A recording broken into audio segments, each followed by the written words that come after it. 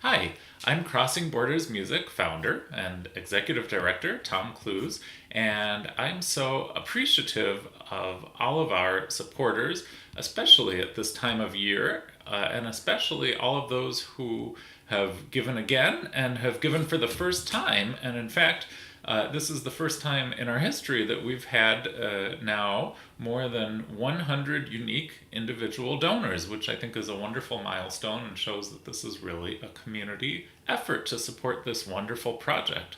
I wanted to let you know about some of the things that we've been up to and where your money goes. So, one of those things is performances at Chicago Public Schools.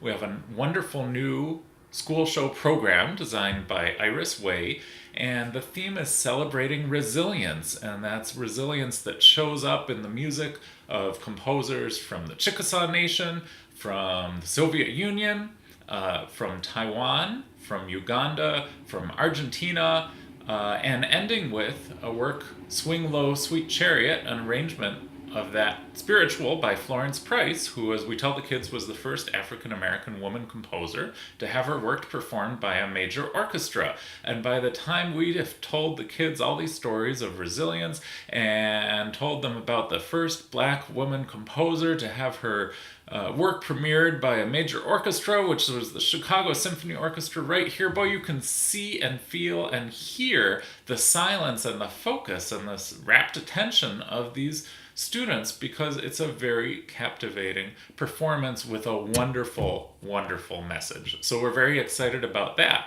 Also, just this month, we made possible a performance of the Chicago Folklore Ensemble at the Evanston Library, and they packed the place. I mean, there were people standing all the way, line stretching all the way to the coat room, and people stayed because it was so amazing to really connect with the personal stories of the performers as they were playing. So the performers' biographies, and these are performers from the Arab world, were shared by the storyteller as they were performing, and it just was amazing how those stories were woven into the music, and also amazing how touched people were. I mean, people were in tears. It was a beautiful thing. We reach thousands of adults every year, and in addition to thousands of kids in educational performances.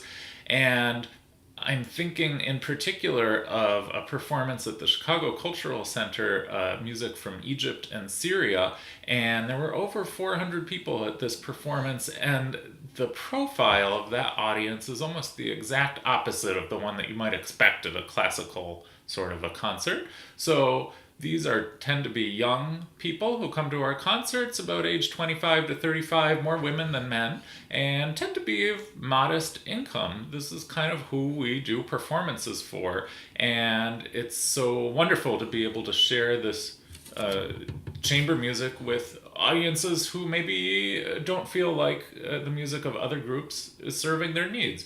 We want to fill that need and that role. We have a performance of women composers from around the world coming up in March. Women composers in the classical music world are programmed about 1.5% of the time. Men are programmed about 98.5% of the time. So I think this is a wonderful thing. And not only are they women composers, but women composers, as you'd expect from our organization, from underrepresented cultures all around the world. We have the first performance of chamber music by Eustacio Rosales, who was known as Chicago's first Hispanic composer, and we've been unearthing these scores that have been in storage in the composer's granddaughter's basement for 80 years or so. We're planning 2 unique performances of music of refugee composers. We're doing our 5th annual performance of music of Iranian Bahá'ís, which is a really powerful story as well. They're unfortunately a very persecuted group in Iran, and we just want people to know what they go through, and also share the hope that someday that persecution will change, and that the more people who know their story, the more likely that may happen, and the sooner that may happen.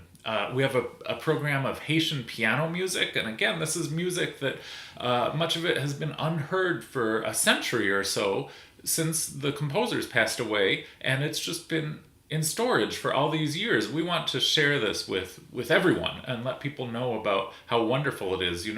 When that performance is performed, every time the audience, you can hear them gasp after they hear how wonderful this music is, and it's so unexpected because people just don't know about it.